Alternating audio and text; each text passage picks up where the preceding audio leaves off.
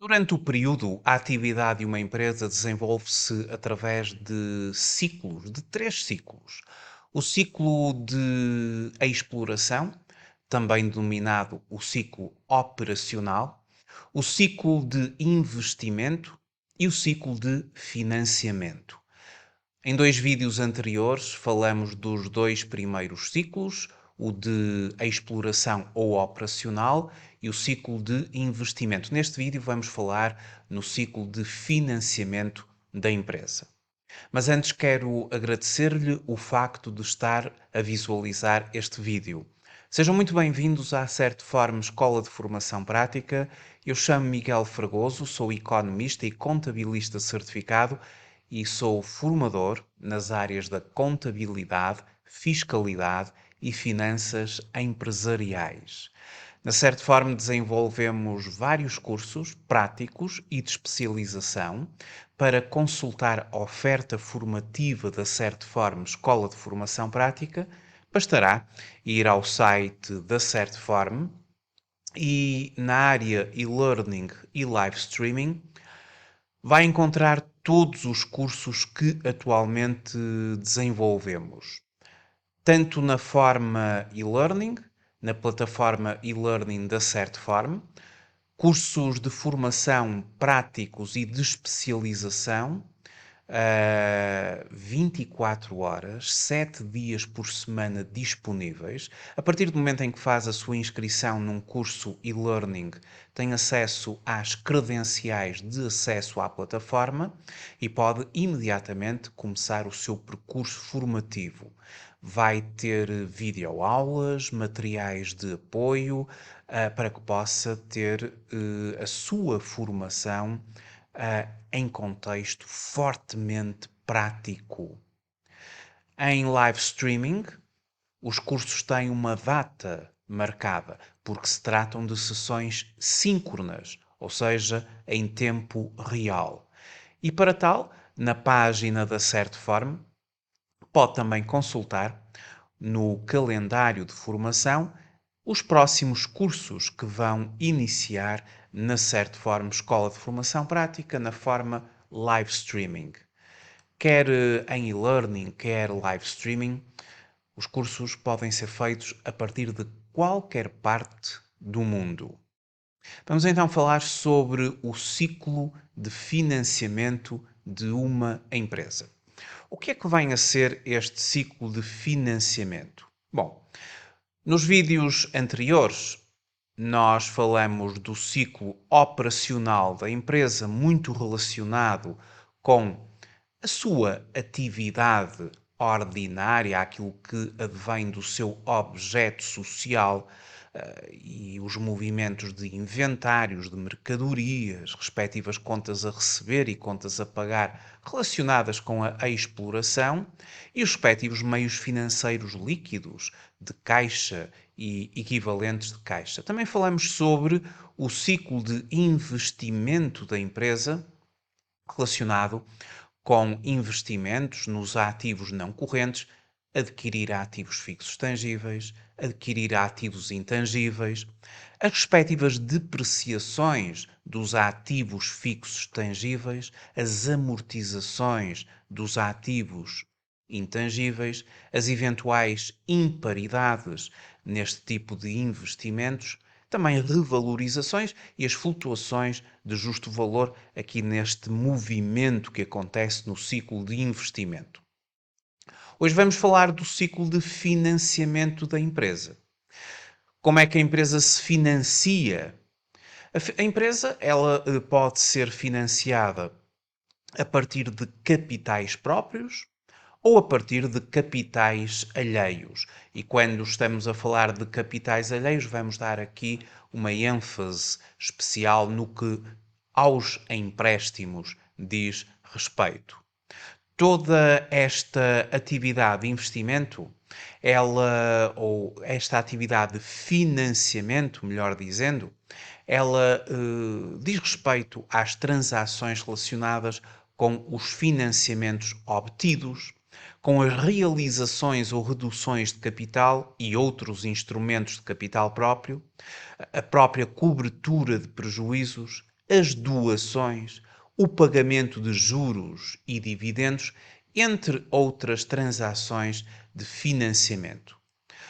O ativo de uma empresa, ele vai ser financiado ou pelo capital próprio da empresa ou pelo recurso ao capital alheio. Por sua vez, o capital alheio pode ser um capital alheio remunerado, ou seja, aquele que vence juros. A empresa, se contrair um empréstimo ao banco, ela vai ter de pagar juros, mas o recurso a capital alheio também pode ser um capital alheio não remunerado, ou seja, aquele que não vence juros. Por exemplo, quando uma empresa fica a dever a fornecedores, fornecedores pertence aqui ao passivo corrente, não havendo a cobrança de juros, e se a empresa conseguir efetivamente ter um prazo de pagamento a fornecedores, por exemplo, a 60, a 90 dias, idealmente um prazo de pagamento superior ao prazo médio de recebimento de clientes, ou seja, recebe em primeiro dos clientes e paga posteriormente a fornecedores, a empresa está-se a financiar efetivamente por capital alheio, não havendo juros, não haverá afetação à demonstração dos resultados, ou seja, não incorpora juros e gastos similares suportados. Já no caso do capital alheio remunerado, ou seja, um financiamento de um banco, um financiamento através de sócios, que são os denominados suprimentos, a empresa, ao ter de pagar juros, isso vai influenciar a sua demonstração dos resultados no item, na rúbrica juros e gastos similares suportados. Vamos dar um exemplo relativamente a uma operação de financiamento. Precisamente a questão dos suprimentos. Os suprimentos são empréstimos que os sócios, os detentores do capital, fazem à empresa.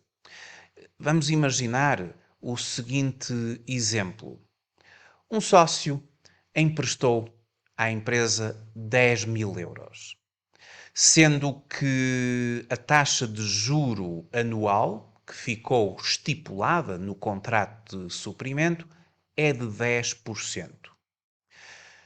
Esta taxa de juro é a taxa que a empresa vai ter de pagar ao sócio. Uma taxa de juro anual, portanto 10% de 10.000 euros emprestados, vamos considerar 1.000 euros de juros anuais. Sabemos que isto é para efeitos fiscais e comparativos.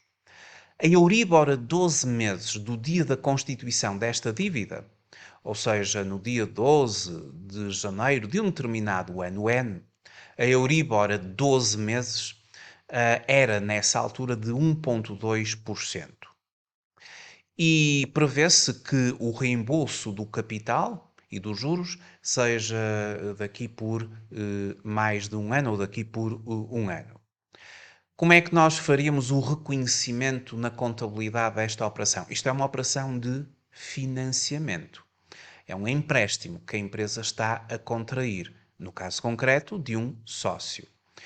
Ora, para a empresa, no momento em que se verifica o reconhecimento contabilístico referente à realização do suprimento, ou seja, em que o sócio efetivamente empresta os 10.000 euros à empresa, há uma entrada em bancos, nós debitamos a conta do banco pelos 10.000 euros e creditamos a conta de passivo, ou seja, nós aqui utilizamos no nosso código de contas, neste tipo de operações, no sistema de normalização contabilística, a conta financiamentos obtidos, que é a conta 25, que depois se desdobra em subcontas, e a subconta apropriada a esta operação serão os participantes de capital 25.3, respectiva subconta 25.3.2, outros participantes, suprimentos e outros mútuos. Esta será a subconta que nós utilizaríamos e que está aqui a pertencer ao passivo, é uma dívida que nós estamos a contrair perante o nosso sócio, pelo que este passivo é creditado, os passivos creditam-se pelos aumentos e, portanto, este passivo é creditado por 10.000 euros. Isto na fase do reconhecimento da realização do suprimento, o momento em que o dinheiro entra na empresa. Posteriormente, mais à frente, a empresa vai ter de pagar juros, os juros ao sócio, e vai ter que amortizar este empréstimo, ou seja, pagar ao sócio o capital que anteriormente foi emprestado. No momento e futuramente, quando se proceder ao pagamento dos juros, bem como à amortização do capital em dívida, a empresa nessa altura terá de fazer o seguinte lançamento. Os juros são considerados um gasto de natureza financeira. E nós aqui utilizamos uma conta de gastos que no Código de Contas, as contas de gastos pertencem à classe 6. E quando estamos a falar de gastos de financiamento, nós vamos à conta 6.9 e depois temos que ir à respectiva subconta dos juros de financiamentos que foram obtidos pela entidade. Os juros foram de 1.000 euros, conforme já tínhamos visto. Esta conta de gastos é debitada por 1.000 euros. Mas a empresa terá de considerar, em termos fiscais, que está a pagar estes juros ao sócio. O sócio é uma pessoa singular, ou seja, ele é tributado em sede de IRS, pelo que, quando a empresa paga o valor dos juros, a empresa terá de fazer uma retenção em sede de IRS, que, em conformidade com a linha A do número 1 do artigo 71 do Código do IRS, trata-se de uma taxa liberatória de 28%. Ou seja, naquele momento, nós, a empresa, fazemos uma retenção de IRS e considerando os juros de 1.000 euros, a retenção é de 28%, ou seja, são retidos 280 euros, os quais serão contabilizados na conta 2423, que é a conta de retenções de IRS de capitais, por 280 euros. E aquilo que nós vamos efetivamente pagar ao sócio é o valor líquido dos juros, que são 720 euros. Este é o valor pelo qual creditamos o banco, respeitante à saída deste valor para o sócio. Isto tem a ver com a questão dos juros. Mas, claro, nós vamos ter de pagar juros e de pagar o capital que foi emprestado. A amortização do capital significa que, na data em que procedermos ao reembolso do sócio, ao pagamento do capital, pela amortização total do empréstimo, e porque ele nos tinha emprestado 10.000 euros, nós debitamos a conta 2532, aquela que anteriormente tinha sido creditada na constituição de passivo, fica saldada e, portanto, já nada é devido ao sócio e o dinheiro sai do banco, pelo que creditamos a conta de bancos por 10.000 euros. Ora, outra questão que se coloca é a questão fiscal em sede de IRC. Efetivamente, ao nível da demonstração dos resultados, quando nós fazemos a contabilização dos juros, os juros entram como um gasto de natureza financeira, ou seja, juros e gastos similares suportados, nós vamos entrar com 1.000 euros. Isso vai provocar uma diminuição do nosso resultado, pelo facto de nós termos contabilizado estes juros, o nosso resultado antes de impostos virá menor, no caso concreto em 1.000 euros, mas há limites quanto à aceitação fiscal deste gasto. Esses limites, ou esse limite, está consagrado no artigo 23A, número 1, a linha M do Código do IRC, o qual nos refere que não são aceites fiscalmente os gastos com os juros e outras formas de remuneração de suprimentos e empréstimos feitos pelos sócios à sociedade, na parte em que excedam a taxa definida por portaria do membro do governo. E essa portaria é a portaria número 279 de 2014, de 30 de dezembro. E esta portaria estabelece que, para as pequenas e médias empresas, sempre que se trate de juros e outras formas de remuneração de suprimentos e empréstimos feitos pelos sócios a pequenas e médias empresas, é fixado 6% o spread a crescer à taxa Euribor a 12 meses do dia da constituição da dívida. Vamos nos lembrar que, neste exemplo, eu considerei que a Euribor a 12 meses, na data da constituição da dívida, era efetivamente de 1,2. Eles dão aqui um spread de 6%, ou seja, vão aceitar uma taxa de 7,2%. Se fosse uma outra entidade que não uma PME, uma média, ou no caso concreto, uma grande entidade, nos restantes casos, que não seja pequena e média entidade, então é fixado em 2% o spread a crescer à taxa Euribor a 12 meses do dia de constituição da dívida.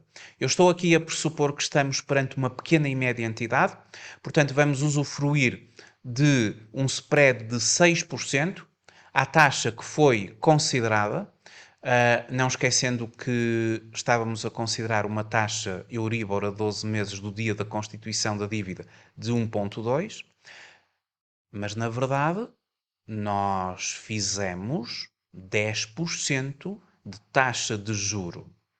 Ou seja, nós utilizamos uma taxa de juro maior do que aquela que nos é permitida em termos fiscais. A verdade é que na contabilidade contabilizamos 1.000 euros. Mas estes 1.000 euros não são aceitos na sua totalidade. Porquê? Porque era na base de uma taxa de 10%, quando já vimos que, pelo enquadramento fiscal, estamos limitados, no caso concreto, a 1,2 mais um spread de 6%. Na verdade, aquilo que nós temos de fazer é o seguinte. Em termos contabilísticos, os juros de financiamento pagos e realmente reconhecidos foram de 1.000 euros. Foi por este valor que nós consideramos o gasto de financiamento. Mas temos de aplicar um limite fiscal. E isto é feito depois, quando estamos a fazer a passagem do resultado contabilístico da empresa para o resultado fiscal. Quando estamos a calcular o lucro tributável da empresa. Ou seja, a posteriori. Isto vai acontecer quando do envio da declaração de IRC da empresa, que é a declaração modelo 22, que será entregue até ao dia 31 de maio do ano a seguir.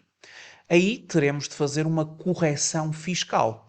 E essa correção fiscal baseia-se em comparar o valor que efetivamente foi reconhecido na contabilidade e que afetou a demonstração dos resultados da empresa, pelo limite imposto pelo fisco, e o limite fiscal aplicado será com base na Euribor a 12 meses do dia da constituição da dívida, mais um spread de 6%, ou seja, 1,2% mais 6%, 7,2%. Se eu calculasse os juros anuais à taxa anual de 7,2% vezes 10.000 de capital, teríamos 720 euros de juros, é o limite máximo fiscalmente aceito. Como praticamos 1.000 euros de juros, ultrapassamos o limite fiscal. Temos uma base contabilística de 1.000 euros, temos uma base fiscal de 720, temos então uma diferença entre a base contabilística e a base fiscal. E essa diferença é de 280 euros. Ou seja, do ponto de vista do IRC, nós temos aqui 280 euros que não são aceitos fiscalmente. E como não são aceitos fiscalmente, nós vamos depois, quando estivermos a preencher a declaração modelo 22 da empresa, vamos considerar um ajustamento fiscal a crescer. Portanto, esta diferença traduz-se num ajustamento fiscal a crescer e teremos de considerar um campo da declaração modelo 22 no seu quadro 7 para realizarmos este ajustamento fiscal a crescer. O campo que nós utilizamos para estas circunstâncias no âmbito deste tipo de operações e recorrendo aqui à declaração modelo 22, será o campo 734 de juros e outras formas de remuneração de suprimentos e empréstimos feitos pelos sócios à sociedade, no âmbito do artigo 23A, número 1, alínea M, será aqui neste campo que nós inscreveremos como um ajustamento fiscal a crescer os 280 euros que não foram fiscalmente aceitos e assim corrigimos o resultado da empresa quando estivermos a formar efetivamente o seu lucro tributável, aquele lucro que será aquele que a autoridade tributária considerará para efeitos fiscais e para aplicação da respectiva taxa de imposto. Estas são as implicações a nível de IRC. Em termos informáticos, para procedermos à contabilização desta operação dos suprimentos. Considerando que, em termos da aplicação informática, já tinha sido feito o reconhecimento do valor do empréstimo à data, vamos agora fazer um lançamento de reconhecimento do pagamento dos juros e da amortização do empréstimo. Considerando então o pagamento dos juros, nós faríamos o seguinte movimento no nosso sistema informático. À data do pagamento dos juros, nós fazemos o seguinte lançamento. O pagamento dos juros será feito através do diário de bancos.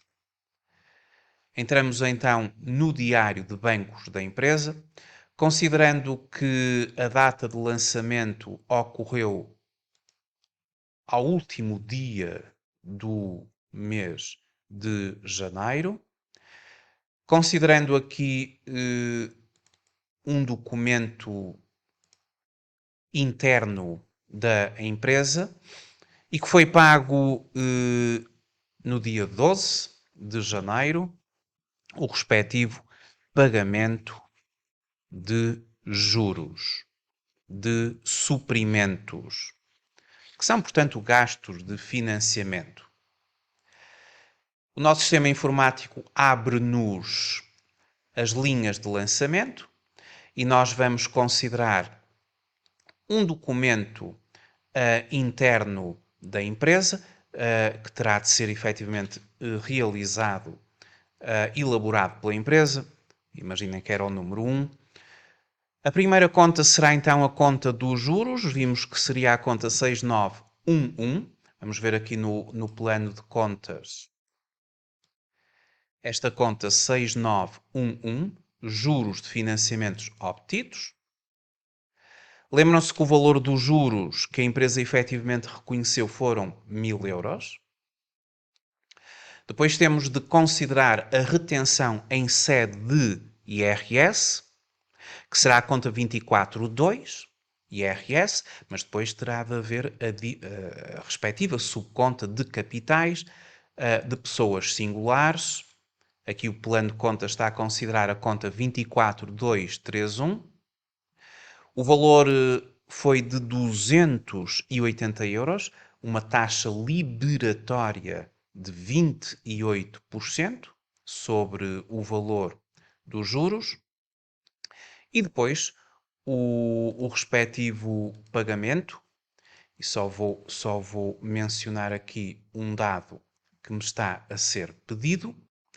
O sistema informático obriga-nos a considerar o número de contribuinte do sócio.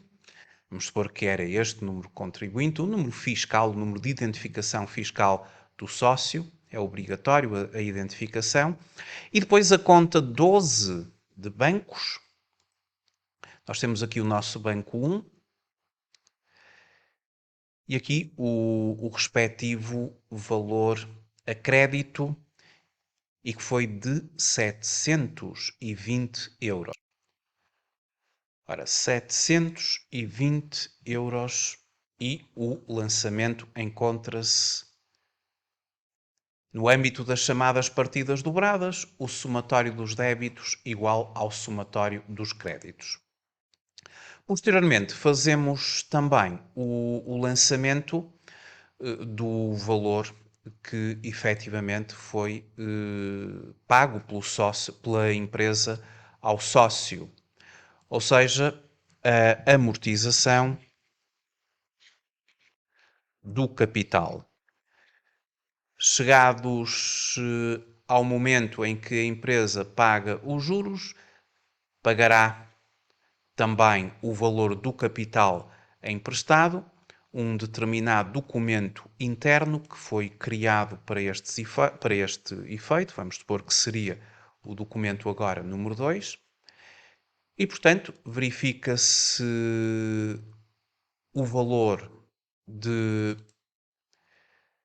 na respectiva conta 12.1, foram 10.000 euros, que efetivamente foram reembolsados ao respectivo sócio e nós vamos creditar a conta de bancos pelo valor de 10.000 euros. Por contrapartida, lembram-se da conta 25, eu vou só fazer aqui chamar ao plano de contas, era a conta 25.3, participantes de capital. Mas aqui nós temos outros participantes e outros mútuos, uma vez que se trata de uma pessoa singular. O sócio deixou de dever o valor à empresa, portanto, debitamos a tal conta do passivo. Já nada é devido pela empresa ao sócio, portanto, a empresa acaba de saldar as suas contas com o sócio. Gostaria ainda de referir que, relativamente a este tipo de operação, os gastos de financiamento eles ficaram então limitados a uma aceitação fiscal de 720 euros, o que nos levou, ou o que nos levará a quando do preenchimento da declaração modelo 22 a ter de acrescer 280 euros no campo 734, ou seja, juros e outras formas de remuneração e suprimentos feitos à sociedade. Isto seria então a implicação em termos de IRC desta operação. Vimos também que a operação tinha implicações em termos de IRS, ou seja, a empresa, a quando do pagamento dos juros, teve de fazer uma retenção a uma taxa liberatória de 28%.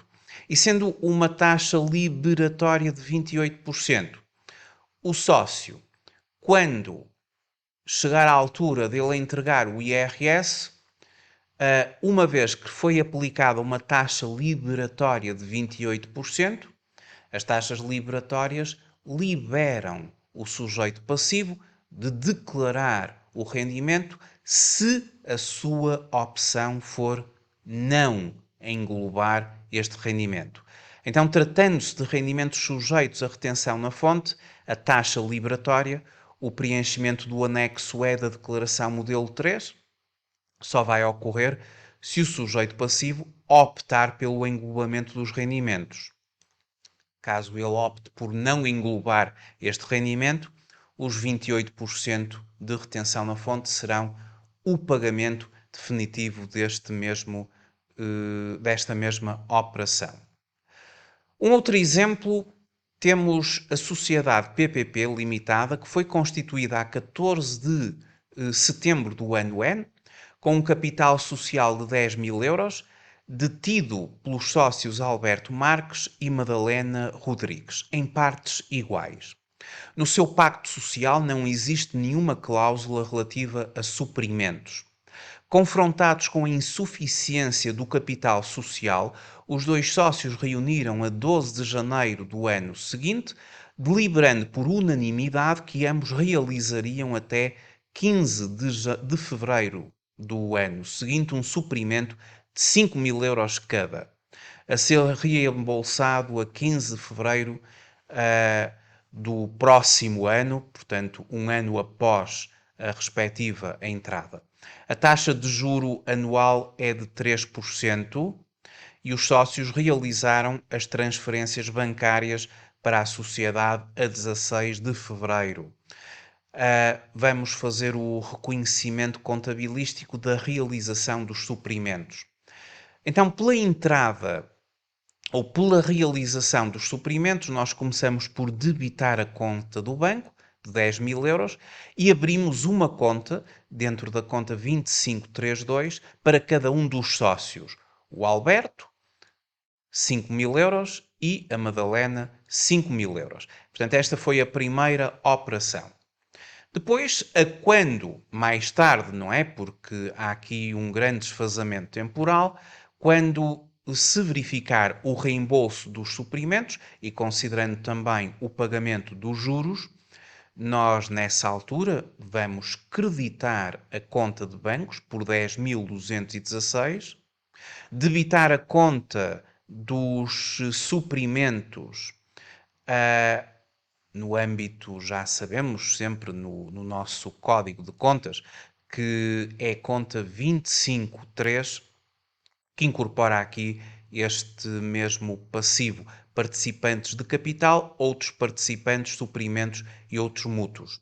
A questão é que esta subconta foi subdividida ainda mais para refletir o próprio sócio, o próprio detentor de capital. O Alberto Marques, 5 mil euros, a conta é agora debitada, e a Madalena, 5 mil euros, portanto, nada mais é devido aos sócios. Os juros de suprimentos, um gasto de financiamento, aqui de 3%, e a retenção dos capitais, a conta de IRS 84.